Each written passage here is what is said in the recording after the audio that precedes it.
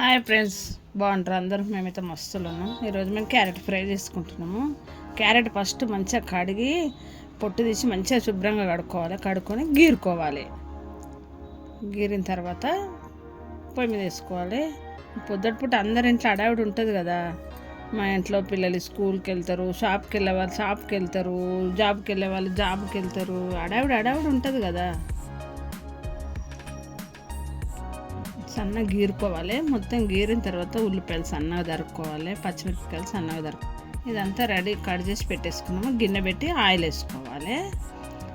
Oil వేడెక్కేంత వరకు మనం ఇంకా వేరే ఏదైనా చేసుకోవాలి. ఇద్దరు మనమలు, ఒకటి స్కూల్ పోతాడు, ఒకటి ఏడుస్తాడు. పొద్దుట మస్తు అడావిడి ఉంటుంది. ఈ అడావిడితోనే పని కుదరదు మాకు అసలు. నూనె వేడైపోయింది. ఇంకా తాలింపు వేసుకోవాలి. వేడైపోయింది. ఇంకా తాలింపు వేసుకొని కొంచెము జీలకర్ర, కొంచెము ఆవాలు, కొంచెం పసుపు, కొంచెం బాగా వేడైన తర్వాత కొంచెం వేసేసుకొని కొంచెం కలుపుకోవాలి. కొంచెం కలిపి, మా ఇంట్లో అయితే ఇట్లా అడావిడి ఉంటుంది. మీ ఇంట్లో ఎట్లుందో చెప్పండి ఫ్రెండ్స్. నాకైతే ఇట్లనే ఉంటుంది, అడావిడి పొద్దుటి పూట. వేడైపోయింది అది. కలమాకు వేసేసిన,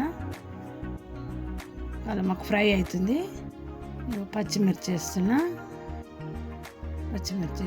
కొంచెం ఫ్రై కావాలి. అది కొంచెం సన్నగా మంట మీద గోలుతుంటుంది. అది గోలేసరికి ఇంకా ఉల్లిపాయలు వేసుకోవాలి. ఫ్రై చేసేసి ఉల్లిపాయలు వేసుకుందాం. ఉల్లిపాయలు వేసేసాను.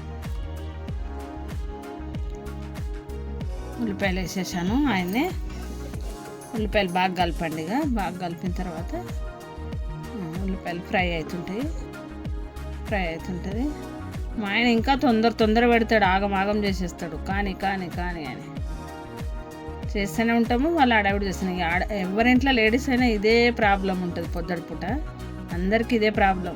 ఎవరికైనా కాదు, మన లేడీస్కే ఇది ఈ ప్రాబ్లం, అడావిడి. ఫ్రై అవుతుంది. ఇక మనకు పొద్దుటిపూట ఎట్లుంటుంది, ఇదే అడావిడి ఉంటుంది అందరికీ. ఎవరన్నా ఫోన్లో వచ్చి మాట్లాడదామన్నా వీలు కుదరదు.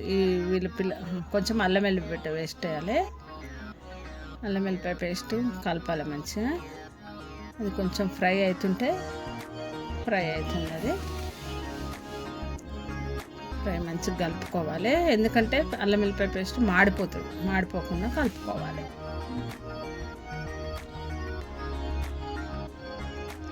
మా ఆయన డ్రెస్ అడుగుతాడు. మా బాబు మా మనమడేమో టైం అయిపోతుందని ఏడుస్తాడు. ఇదే అడావిడి. కొంచెం మినపప్పు వేసుకోవాలి. మినపప్పు మంచిగా ఫ్రై చేసుకోవాలి. ఫస్ట్ టైం మినపప్పు వేస్తే మాడిపోతుంది. అందుకని కొంచెం ఉల్లిపాయ, పచ్చిమిర్చి కొంచెం గోలిన తర్వాత మినపప్పు వేసుకోవాలి. మినపప్పు కొంచెం గోలిన తర్వాత ఎట్లుంటే చూడు, మా బాబు ఏడుస్తుండు చూడు, వెళ్తా అని, టైం అవుతుందని. క్యారెట్ వేసుకోవాలి. ఇప్పుడు ఫ్రై అయింది. క్యారెట్ వేసేసుకుందాం. క్యారెట్ వేసేసి మంచిగా కలుపుకోవాలి. చూడండి, క్యారెట్ వేయగానే ఎంత ఫ్రై మంచిగా రెడ్గా ఎట్లా కనిపిస్తుంది. క్యారెట్ చూస్తుంటేనే తినాలనిపిస్తుంది కదా. మంచిగా ఫ్రై చేసుకోవాలి. క్యారెట్ను మంచిగా కొంచెం ఫ్రై అయిన తర్వాత ఒక 5 minutes అట్లా ఫ్రై అయిన తర్వాత ఉప్పు, కారం, సాల్ట్, చక్కెర వేసుకోవచ్చు. మేము కొంచెం స్వీట్ తింటాం కాబట్టి మేము లైట్గా చక్కెర వేస్తాము. మీ ఇష్టం, మీ ఆప్షన్. వేసుకుంటే వేసుకోవచ్చు, వేసుకోకపోతే వేసుకోకపోవచ్చు. ఈ క్యారెట్ ముక్కలు కోసుకొని గట్టే ఫ్రై చేసుకోవచ్చు. కానీ కాకపోతే పిల్లలు తినరు ఇష్టంగా. అందుకని ఫ్రై చేసింది అయితే ఇష్టంగా తింటారు. కొంచెం కారం వేసుకోవాలి. కొంచెం సాల్ట్ వేసుకోవాలి. కొంచెం రుచికి సరిపడా సాల్ట్ కొద్దిగా అంత. ఎందుకంటే మిర్చిలో ఉప్పు కలిపిన కారం అది, అందుకని సాల్ట్ కొద్దిగా వేస్తున్నా. మా ఇంట్లో కొంచెం మంది స్వీట్ తింటారు, ఒక సగం మంది స్వీట్ తినరు. అందుకని కొంచెం ఫ్రై అయిన తర్వాత ఆఫ్ తీసేసి షుగర్ వేసుకోవచ్చు, బెల్లం వేసుకోవచ్చు. మీ ఇష్టం, మీ ఆప్షన్. ఇది మంచిగా ఫ్రై చేద్దాము. ఒక 5 minutes అట్లా మంచిగా ఫ్రై అయితే స్వీట్ అనేది మంచిగా మిరపకాయలకు, ఉల్లిపాయలకు అన్నిటికీ మంచిగా స్వీట్ అనేది పట్టుకుంటుంది. ఇట్లా అడావిడి ఉంటుంది చూడండి ఫ్రెండ్స్ మా ఇంట్లో. ఒకళ్ళు చపాతీ అంటారు, ఒకళ్ళు ఇడ్లీ అంటారు, ఒకళ్ళు దోశ అంటారు. ఎంత అడావిడి ఎందులోకైనా బాగుంటుంది, చపాతీకైనా దేనికైనా బాగుంటుంది, కానీ రైస్లోకి ఇంకా బాగుంటుంది.